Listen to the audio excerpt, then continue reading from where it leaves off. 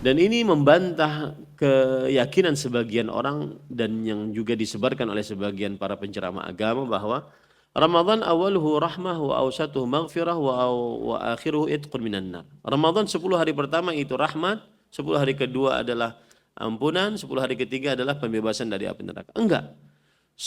Dari mulai pertama rahmat sampai terakhir. Dari mulai pertama maghfirah sampai terakhir. Dari mulai pertama dimerdekakan dari api neraka sampai terakhir. Ya, bukan hanya 10 pertama, 10 kedua, 10 ketiga. Hal ini berdasarkan hadis riwayat Imam Ibnu Majah. Rasulullah sallallahu alaihi wasallam bersabda, "Inna lillahi utaqa wa dzalika fi kulli yaumin wa lailah."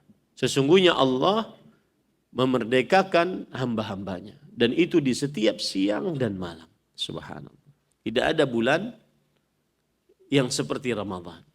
Allah memerdekakan hamba-hambanya dari api neraka di setiap siang dan malam.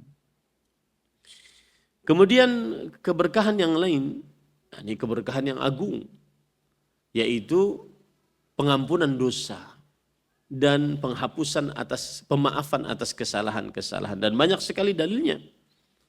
Di antaranya yaitu hadis Bukhari Muslim atau hadis riwayat Muslim, as-salawatul khams wal jumu'atu ila jum'ah wa ramadhan ila ramadhan mukaffiratun ma bainahunna idza ijtanabal kabair. Salat 5 waktu dari subuh ke zuhur, zuhur ke asar, asar ke maghrib, maghrib ke isya, isya ke subuh.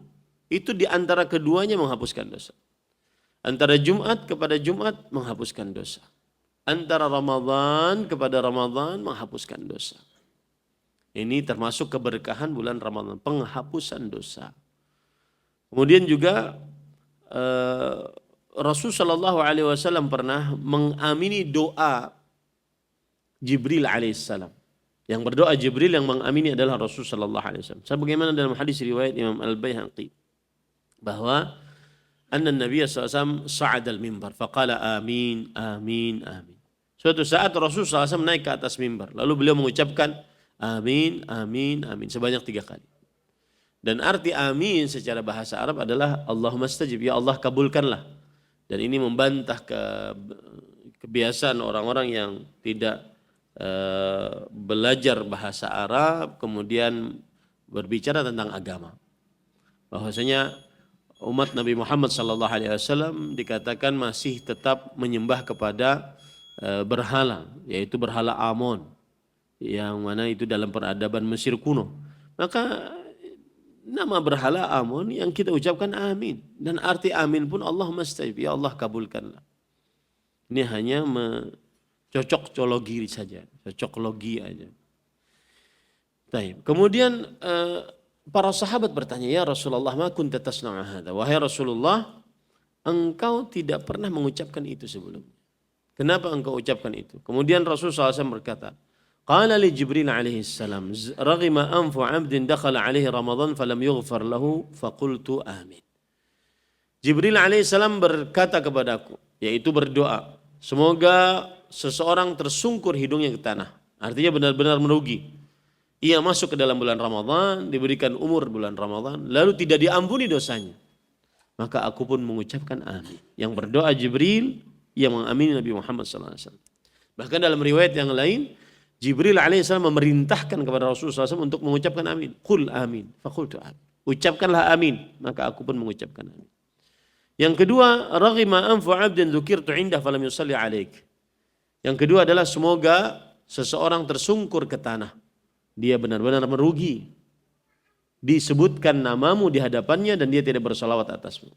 Maka aku pun mengucapkan amin. Ya Allah kabulkanlah. Yang ketiga, raghima anfu 'abdin adraka walidayhi aw ahadahuma falam yadkhulil jannah faqultu amin. Yang ketiga adalah seseorang semoga hidungnya tersungkur ke tanah. Artinya dia benar-benar merugi yang mendapati kedua orang tuanya atau salah satu dari keduanya kemudian dia tidak masuk surga, yaitu tidak berbakti pada orang tua. Maka Rasulullah mengatakan, ya Allah kabulkanlah. Ada faedah menarik di sini para ikhwan. Kenapa tiga orang ini diancam dengan kerugian, kemalangan? Jawabannya adalah karena nggak tahu diri. Ada kesempatan emas di hadapannya, kemudian dia tidak gunakan. Diberi umur oleh Allah untuk masuk bulan Ramadan, lalu dia masih leha-leha. Masih santai-santai, masih sibuk dengan dunia. Ini rahasianya. Ada orang berkesempatan untuk bisa mendapatkan syafaat Rasulullah SAW di hari kiamat dengan hanya bersolawat. Tapi dia tidak bersolawat atas Nabi Muhammad SAW. Ada orang mempunyai kesempatan berbakti pada orang tua dan itu tidak semua orang bisa. Kemudian dia tidak berbakti. Artinya mereka bertiga ini mendapatkan kerugian dan sangat merugi karena tidak tahu diri.